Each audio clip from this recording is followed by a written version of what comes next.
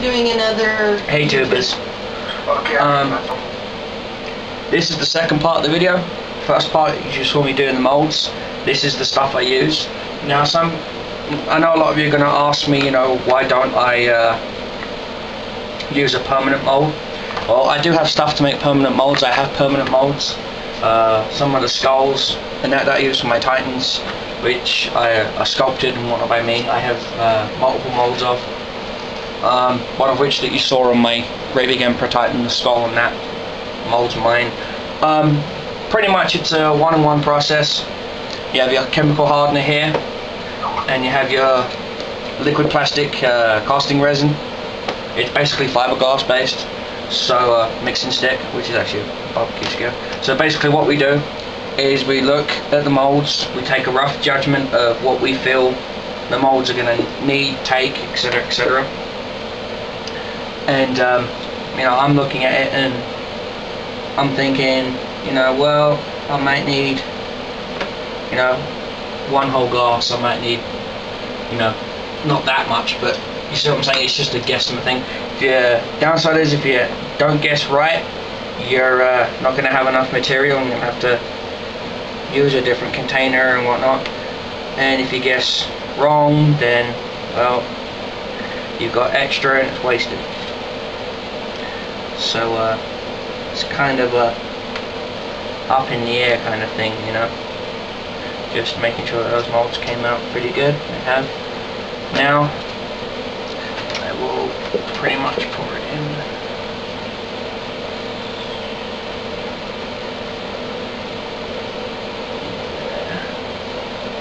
Now you could do what I used to do, which have weights and measures. I've got it up there, exactly what measures to what. Now it's usually, and on the actually on the back here it says it's got your catalyst chart right here. Thickness 1/8, 15 drops per catalyst, ounce of resin, etc, etc. Now we're not even going to be going anywhere near that, so I'm probably only going to need about 10, 15, 20 drops.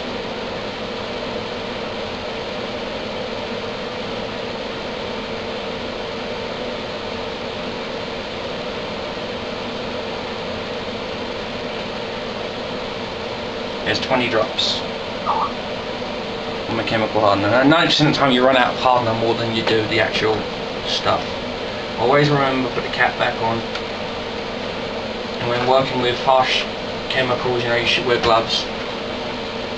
Okay, the only reason why I don't is because I know what I'm doing. Been making resin molds for years, and we just stir it.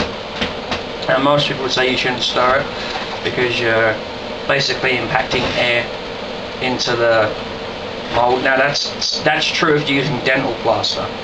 I don't use dental plaster. The stuff I'm using generates so much heat that it quite literally just sucks the oxygen out.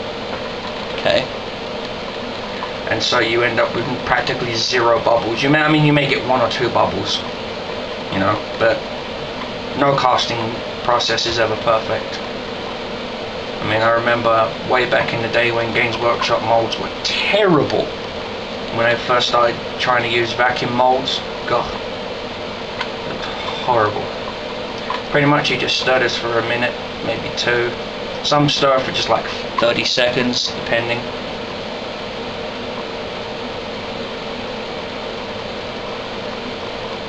But I've been handling this stuff for so long, it's usually the smell that tells me when it's ready. And this stuff does stink. It stinks like 2 skunks in heat trying to fight over a cat. But when she's finished, the product is 100% durable. I mean, I can take it on, put it on a belt sander for about 15 seconds and only lose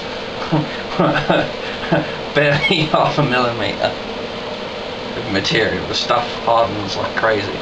I actually use some of this stuff when I'm replacing car parts. When we use when we use fiberglass and body filler and things like that, and sometimes they don't quite line up, we'll grab the casting resin and we'll start casting stuff out of this stuff. So I mean, if it's durable enough to go on a car, I think it's more than durable enough to go into a mold. Okay.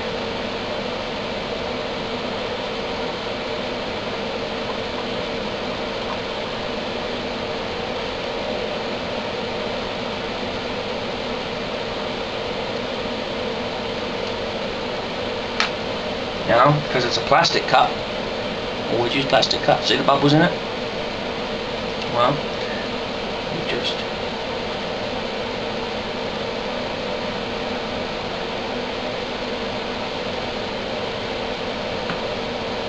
so what you do is just pour.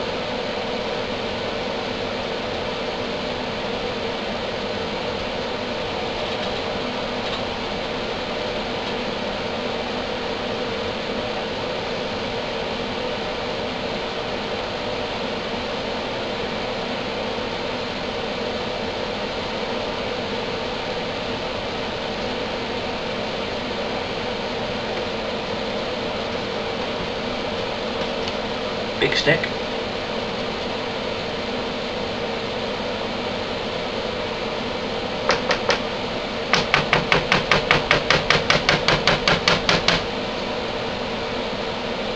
Now you can probably hear all manners of typing going on in the background. That's actually my wife.